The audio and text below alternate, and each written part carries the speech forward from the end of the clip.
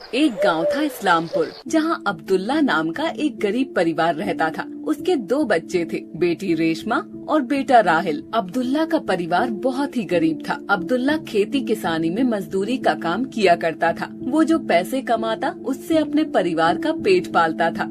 बाबा ये लीजिए, पानी पी लीजिए। माशाअल्लाह मेरे बेटे, बिस्मिल्लाहिर्रहमानिर्रहीम। पानी पी के तो ऐसा लगा है जैसे सारी थकान ही मिट गई। बेटी रेशमा, ओ बेटी रेशमा, कहाँ हो? इधर तो आइए। जी बाबा। तभी उसकी बीवी सकीना आती है। आ गए आप? अरे आज मकान मालिक आए थे, वो इस महीने का किराया मांग रहे थे और पिछले महीने का भी कह रहे थे, और कह रहे थे कि किराया नहीं दिया तो अगले महीने खाली करना पड़ेगा तुम्हें ये घर। या अल्लाह हमारी मदद अता फरमा। ठीक है, मैं कल अपने मालिक से बोलता हूँ, वो कुछ न कुछ इंतजाम जरूर कर देंगे।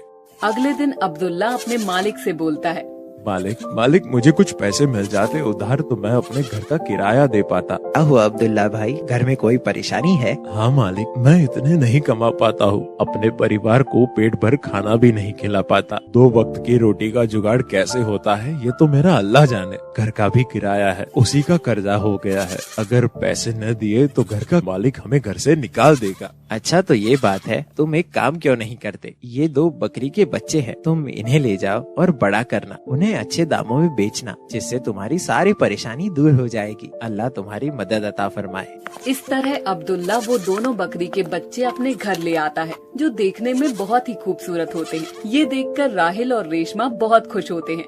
बाबा ये बकरी के बच्चे तो बहुत ही खूबसूरत है। मेरे दिल में कई दिनों से हसरत थी कि मैं बकरी के बच्चे लाऊं, लेकिन घर की तंगस्ती को देखकर मैं आपसे बोल नहीं पाता था। बाबा मैं चाहता था कि बकरी के बच्चे लाऊं और उन्हें पालूं, उनके साथ खूब खेलूं, पर आज अल्लाह ने ये मेरी तमन्ना पूरी कर दी। अल्लाह तेरा लाख लाख शुक्र है। इन बकरी के बच्चों को मैं पालूंगा, इनके साथ खूब खेलूंगा।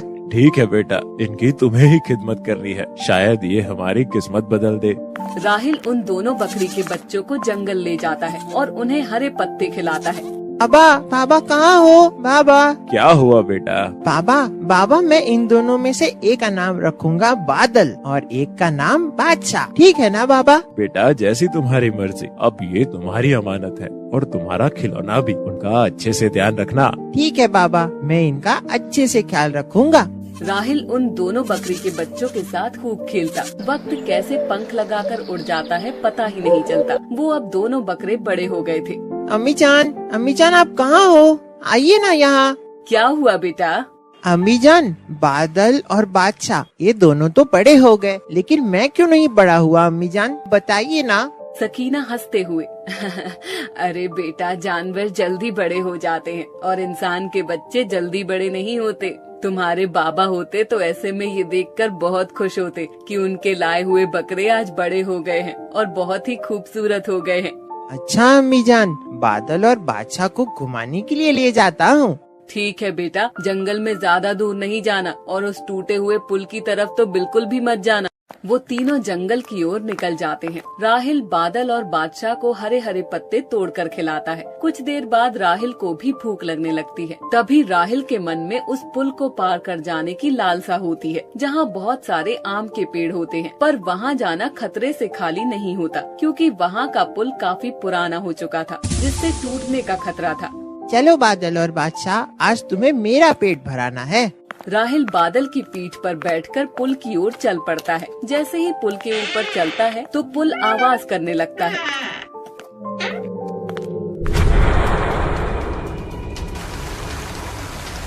बादशाह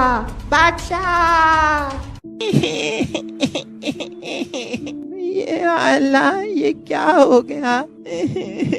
बादशाह मुझसे बिछड़ गया, अब मैं कैसे जीऊंगा? या अल्लाह रहम फरमा, रहम।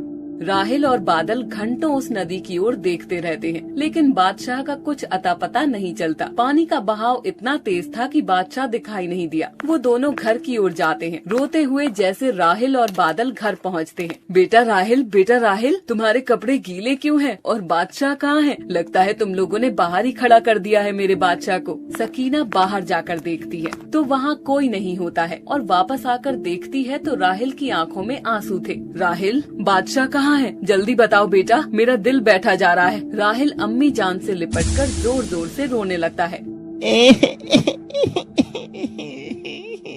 अम्मी जान, बादशाह को हमने खो दिया अम्मी जान।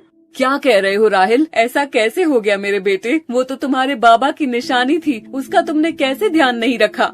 अम्मी जान, सारी गलती मेरी है। आपने मुझे उस पुल की तरफ जाने के लिए मना किया था। आपकी बात ना मानने की मुझे सजा मिली है। काश मैं मर गया होता। मेरी आंखों के सामने मेरा बादशाह नीचे गिर गया और मैं कुछ नहीं कर पाया। अम्मी जान, मुझे माफ कर दीजिए। मैं तुम्हारा गुनहगार हूँ और बाबा का भी। राहिल रोते हुए घर से बाहर निकल जाता है। आज तुम्हारा भाई बादशाह इस दुनिया से चला गया, हम तुम्हारे बिना नहीं रह सकते। या अल्लाह, मुझे सब्र अता फरमा। राहिल गमगीन रहने लगा। बादशाह की जुदाई ने राहिल को बिल्कुल ही तोड़ दिया। बादल और बादशाह के बिना तो मुझे कुछ भी अच्छा नहीं लग रहा है। ऐसा लग रहा है कि मैं भी उस नदी में बह क्यों नहीं गया। अब उनकी जुदाई मुझे अंदर ही अंदर खाई जा रही है। राहिल और बादल घर के बाहर भी होते हैं। वो क्या देखता है कि सामने से बादशाह उसकी ओर दौड़ कर आ रहा है। राहिल उसे देखकर बहुत खुश हो जाता है और उससे लिपटकर रोने लगा है। बादशाह तुम कहाँ चले गए थे मुझे छोड़कर? तुम्हारी जुदाई में मुझे जिंदा लाश बना दिया था। बादल नहीं होता तो शायद मैं भी इस दुनिया में नहीं होता। अम्मी जान, बाबा और बादल का ख्याल आ जाता है, बस इसीलिए मैं जिंदा हूँ। या अल्लाह, तेरा लाख लाख शुक्र है कि तुम जिंदा हो। इतने में सकीना बाहर आ जाती है। अम्मी जान देखो, बादशाह हमारे पास लौटकर वापस आ गया है। या अल्लाह, तेरा लाख लाख शुक्र है। या अल्लाह, तूने मेरी दुआ सुन ली, हमारा बादशाह हमारे पास लौटा दिया है। या अल्लाह, तेरा लाख लाख शुक्र है।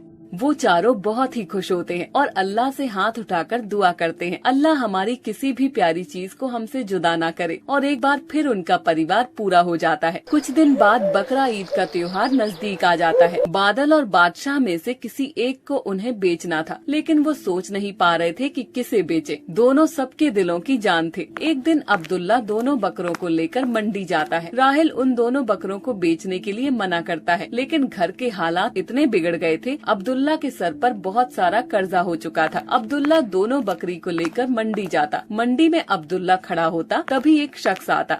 माशाअल्लाह, वल्लाह आपके दोनों बकरे बहुत ही खूबसूरत है। क्या आप इन्हें मुझे देंगे? नहीं, मैं सिर्फ दोनों में से एक को ही बेचूंगा। पर ऐसा क्यों भाई? मेरे सर पर कर्जा है, इसीलिए मुझे अपनी अजीज चीज को बेचना पड़ रहा है। ठीक है, फिर आप एक ही दे दो।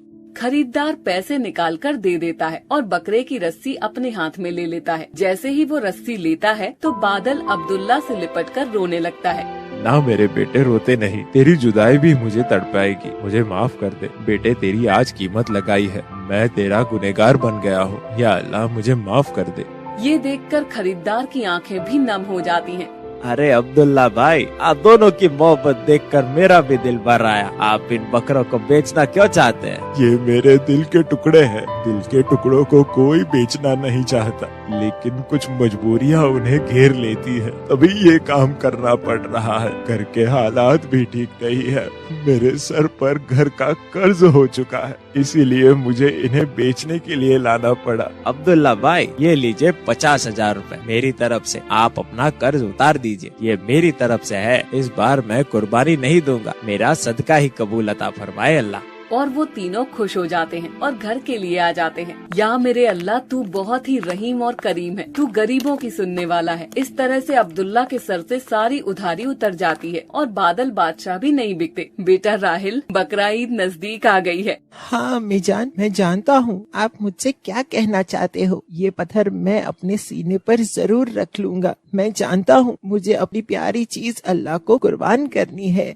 माशाअल्लाह मेरे बेटे, तुम जैसा बेटा हर एक माँ को दे। घर के बाहर कसाई खड़ा होता है और आवाज देता है, राहिल, बादल और बादशाह को ले आओ। अब अल्लाह के घर जाने का वक्त हो गया है।